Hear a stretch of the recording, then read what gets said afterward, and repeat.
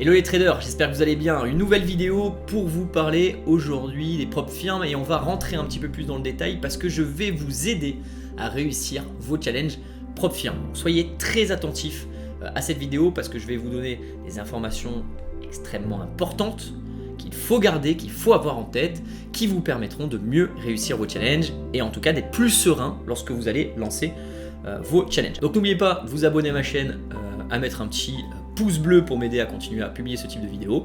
Et puis on se retrouve juste après l'intro.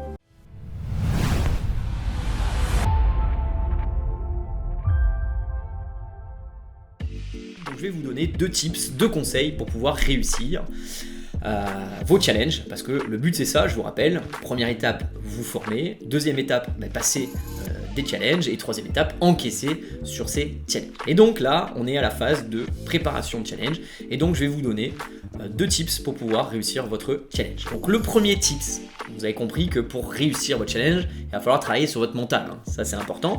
Et ces deux tips, le premier c'est de prendre son temps. Ne pas se presser, ne pas paniquer. Il faut y aller tranquillement.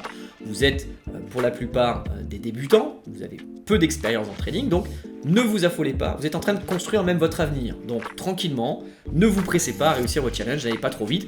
Il y en a qui vont aller très très vite, mais ne vous servez pas de modèle. C'est important de ne pas non plus copier tout le monde. Il y en a beaucoup qui veulent aller trop vite, qui vont valider rapidement, mais qui vont aussi arrêter le trading rapidement. Donc construisez votre base, construisez votre socle, prenez votre temps s'il vous plaît. Donc, je vais parler d'un challenge propre firme de 50 000 euros, ce qui permettra un petit peu d'avoir cette base, cette norme, on va dire, avec des chiffres qui vous parlera un petit peu plus. Donc le challenge à 50 000, je vous rappelle que sur TopStep, il faut faire 6%. Ça veut dire que si vous faites 6%, vous devez faire 3 000 euros pour pouvoir valider votre challenge et vous n'avez pas le droit de perdre plus de 2 000 euros. Donc 3 000 euros de gain, 2 000 euros de perte maximale. Donc l'idée, c'est de prendre son temps et de se dire voilà combien de fois je peux perdre de trades d'affilée pour pouvoir prétendre à être financé. Et donc, si on se dit qu'on a un modèle management de 1%, donc 50 000 fois 1%, ça fait 500 euros. Donc vous pouvez perdre 3 positions d'affilée et être encore dans le gain. Si vous perdez 3 positions d'affilée, vous aurez perdu donc 500 plus 500 plus 500, vous aurez perdu 1500 euros. Vous avez le droit de perdre 2000. Donc il vous restera encore une tentative. Si vous perdez 4 fois, là à ce moment-là c'est perdu. Il faudra resetter.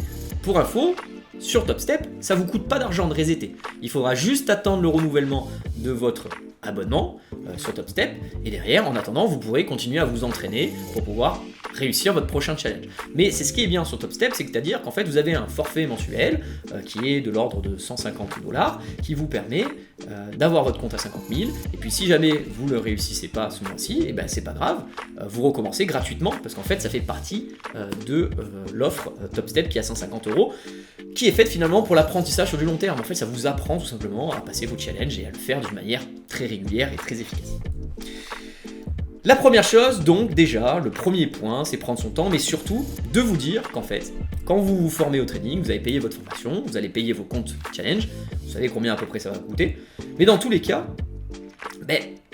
il faut que ce budget-là soit déjà mis de côté et que vous n'ayez pas de pression financière. Si vous avez la moindre pression financière, de vous dire, là, si je réussis pas le challenge, je suis mort, ou je peux pas payer mon loyer, ou je peux pas réparer ma voiture, mais vous ne pouvez pas y arriver, ce n'est pas possible.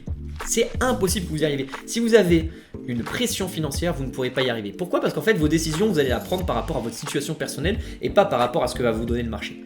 Donc forcément, vous allez faire des bêtises et ce que vous pensez être finalement un trade dans la tendance, ce ne sera pas un trade dans la tendance, ce sera un trade agressif pour pouvoir essayer de réussir son challenge rapidement pour pouvoir être payé. Faites-moi confiance. Il faut vraiment prendre de la hauteur sur ça et vous dire que voilà, j'ai le temps et j'ai pas de pression financière pour pouvoir obtenir mon compte. Donc pour ceux qui ont démarré l'aventure Objectif Trading, en gros ça vous coûte moins de 2 000 $. C'est-à-dire pour moins de 2 000 $, vous vous formez et vous avez vos comptes financés qui est tout prépayé. Si vous faites bien les choses, ça vous coûtera moins de 2 000 $. Donc dites-vous que je me forme pour moins de 2 000 $, j'ai mon compte financé finalement où j'ai plus de frais à sortir puisque c'est déjà inclus dans mes 2 000 $, et derrière, une fois que j'aurai fait mon premier paiement, je vais viser un paiement de, on va dire à peu près 5 000 $. Donc ça va être mon objectif, mais pour plus tard, au bout de 9 mois, 10 mois, 1 an, plus tard.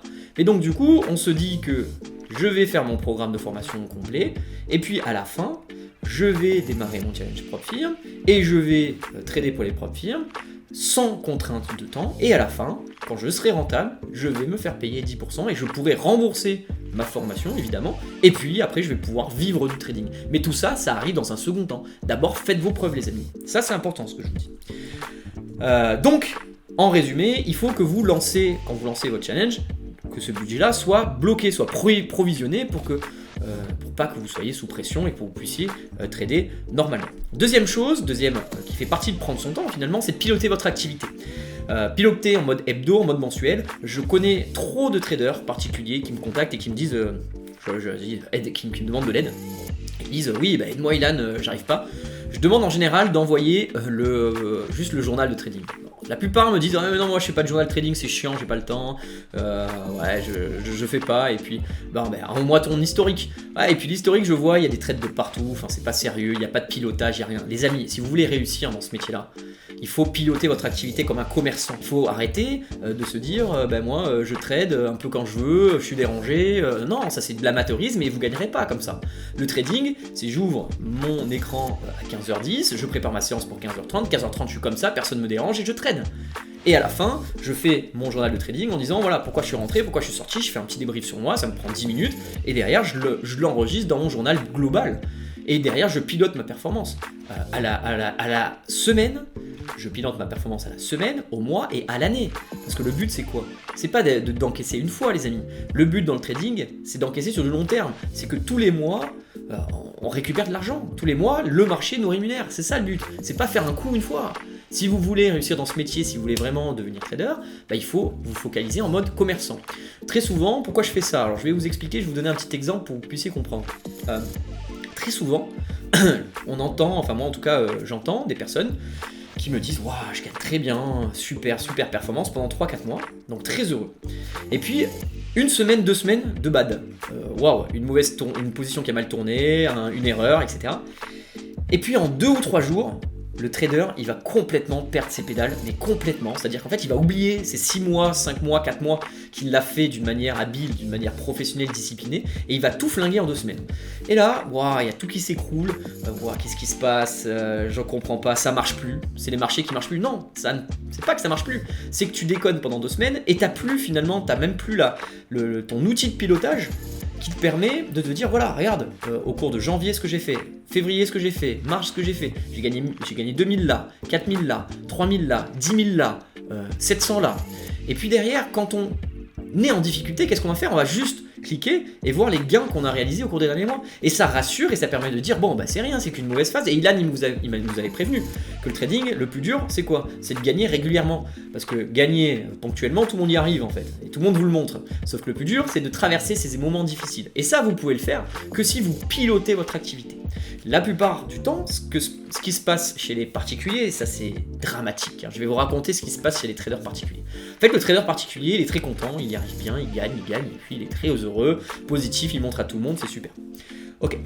Et puis derrière, moment difficile, parce que c'est les marchés qui donnent pas ou parce que lui a fait des erreurs, et puis là il va complètement déconner, il n'y a plus de règle de 1%, il fait n'importe quoi, il va complètement perdre. Et puis après, il va dire ouais, ça marche plus. Qu'est-ce que je fais? Je vais changer de stratégie. Tiens, et puis il va faire autre chose. Avant, il faisait des retournements, il fait des cassures, alors il fait les deux, il va faire le carnet d'ordre, il va tout mélanger et il va faire n'importe quoi. En fait, il va changer de stratégie et puis il va faire autre chose. Il va étudier et puis il va repartir sur un cycle de stratégie. Et puis quand ça marchera, parce que ça va marcher pendant 2 mois, il y aura le moment faible et puis il va reproduire ce schéma. Mais là, en fait, il va droit dans le mur, ce trader-là. Pourquoi? C'est comme si vous disiez un restaurateur. Donc moi, j'ai mon restaurant. Donc je suis bien, il est ouvert, j'ai payé mon cuisinier, mes serveurs, ma nourriture, mes tables, mes chaises, la déco, tout est en place. Tout va bien, j'ai beaucoup de clients, j'ai centaines de clients par jour, tout va très très bien. Et puis là pendant 3 jours, il n'y a plus rien. Qu'est-ce qui se passe? Je dois continuer à payer mon cuisinier, mes serveurs, mes crédits que j'ai sur la décoration, je dois continuer à vivre. Donc s'il n'y a plus d'argent qui rentre et qu'il y a beaucoup d'argent qui sort, potentiellement je perds de l'argent, je suis en déficit. Un peu comme au trading. Quand je suis en phase de marché négatif, je perds de l'argent. Là c'est pareil le restaurateur. Qu'est-ce qu'il va faire le restaurateur? Il va dire c'est pas grave, c'est 3 jours. Attends, regarde, ça a marché pendant 1 an, pourquoi en 3 jours ça marche plus? C'est rien, ça fait partie du métier. Là, ce que va faire le trader, lui, particulier, qu'est-ce qu'il va faire? Lui, il va dire non, ça marche plus. Il faut que je change de stratégie. Et puis il a entendu l'autre qui trade sur Ishimoku, il va dire ouais, c'est bien Ishimoku. Il va tester Ishimoku. Et puis il va changer complètement de stratégie et puis il va reproduire ce même schéma à chaque fois, il changera tout le temps et en fait il gagnera jamais. Pourquoi? Parce qu'en fait il avait une recette qui marchait et il la change tout le temps, il la fait évoluer tout le temps, donc ça ne marchera jamais, il ne gagnera jamais. Donc tout ça pour vous dire, pilotez votre activité, faites toujours la même chose. Ça je vous ai appris, je vous ai formé sur une stratégie qui est quand même puissante. Vous avez beaucoup d'élèves de la communauté qui gagnent beaucoup d'argent et c'est factuel, d'accord? Moi je gagne aussi de l'argent régulièrement, depuis longtemps, sur les marchés avec cette stratégie. Donc vous pouvez vous rassurer sur le fait que même des débutants de la communauté gagnent de l'argent. Et ils vous le montrent et il y a des sommes vraiment qui sont impressionnantes. Donc gardez en tête que même si vous êtes débutant, vous êtes capable d'y arriver. Gardez en tête que la recette elle marche, que la méthode fonctionne. Par contre derrière il faut faire la même chose et ne pas déroger quand vous êtes en moment faible. Et pour ça, il faut construire votre moment fort et le mettre le bras gravé dans le marbre. Et quand vous aurez 3 mois, 6 mois avec des performances super, vous pourrez revenir en arrière en les consultant en disant voilà, j'ai gagné pendant 6 mois, c'est pas parce que j'ai perdu 2 semaines que je vais m'enflammer, c'est pas grave, c'est rien. J'espère que vous comprenez le message. Donc continuez à piloter votre activité en mode commerçant, en mode restaurateur. Vous êtes un vrai professionnel, vous êtes un businessman maintenant. Vous avez une entreprise, votre entreprise est d'intervenir sur les marchés financiers. Voilà, c'est ça, c'est comme ça qu'il faut voir les choses. Sauf que vous le faites pas en mode clown. Moi je vois des traders particuliers, ils me font rire. Ils prennent 1 milliard de positions n'importe comment, c'est des clowns. Je veux dire, le trading, c'est un métier qui est carré, c'est discipliné, c'est fait pour les gens disciplinés, rigoureux. Si vous n'êtes pas comme ça, arrêtez le trading, vous n'y arriverez jamais. Donc je reviens sur la partie prendre son temps, sur la partie pilotage de la méthode, en fait pilotage de votre performance, vous appliquez la méthode je la résume finalement en 4 points quoi. Je vais la résumer en 4 points. Un Marubozu, je l'ai fait plusieurs fois dans plusieurs vidéos, mais un Marubozu dans la tendance du 30 minutes, un ratio gain-risque supérieur ou égal à 2 pour 1, une perte maxi de 1% par jour, une perte maxi de 1% par jour, je ne veux pas voir plus de 1% par jour, si vous êtes à 1,10 par jour ça va, c'est pas grave, mais 1% par jour c'est pas négociable. Et tendez vers 5 positions maximum par semaine. Soyez sélectif, plus vous êtes sélectif, plus vous aurez de bonnes performances parce qu'en fait vous aurez pris des trades avec des bonnes configurations. Vous allez être sélectif donc vous aurez pris les meilleurs trades. Le deuxième point, c'est d'accepter la perte. Alors j'en ai parlé précédemment sur l'acceptation de la perte. Je vous ai donné l'exemple du restaurateur. C'est important d'accepter la perte. Ça fait partie du métier. Il faut que vous rentrez dans la tête qu'un trader, ça perd. Vous allez perdre 40% du temps. 40% du temps, c'est beaucoup. Ça veut dire que 4 trades sur 10, c'est perdant. Mais si vous gagnez plus que vous perdez, sur le long terme, vous gagnerez. Et derrière, vous aurez le compte qui, finalement, sera votre levier pour définir votre salaire. Donc soyez rentable et c'est votre énergie, vous devez la mettre là-dedans, sur du trading rentable, discipliné et rigoureux. C'est ça qui doit être votre objectif. Ça ne doit pas être votre objectif, ça ne doit pas être de gagner 10 000 € l'année prochaine. Non, votre objectif c'est de devenir rentable. Une fois que vous êtes rentable, faites-moi confiance, vous allez ouvrir des portes et vous allez cartonner, tout simplement. Donc pour être rentable, il faut juste appliquer une méthode, il faut accepter de perdre, il faut aimer perdre. Très souvent, je dis à mes élèves, je vous dis, très souvent, et c'est un de mes discours, je dis que j'aime perdre, j'adore perdre. Parce que en fait, si tu ne comprends pas qu'il faut aimer perdre pour réussir dans le trading, tu n'y arriveras jamais.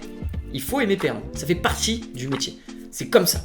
Les grands traders, les gérants de fonds qui ont des milliards et des milliards sous gestion, l'année dernière, en 2022, ils ont perdu de l'argent pour la plupart. Pourquoi? Parce que les indices ont baissé sur l'année, globalement. Donc leur portefeuille a baissé. Mais ils sont quand même heureux d'aller au travail. C'est pas parce qu'une année ils ont perdu que derrière il faut tout remettre en question. Ils ont dû gagner pendant 5 ans, 6 ans, il y a une année qui est mauvaise, elle est mauvaise, c'est pas grave. Mais l'ensemble de l'année, de leur travail, sur des années, ils sont gagnants. Et puis c'est comme ça. Les marchés ils peuvent pas donner tout le temps, donc il y a forcément des périodes de perte et il faut les accepter, s'il vous plaît, c'est important.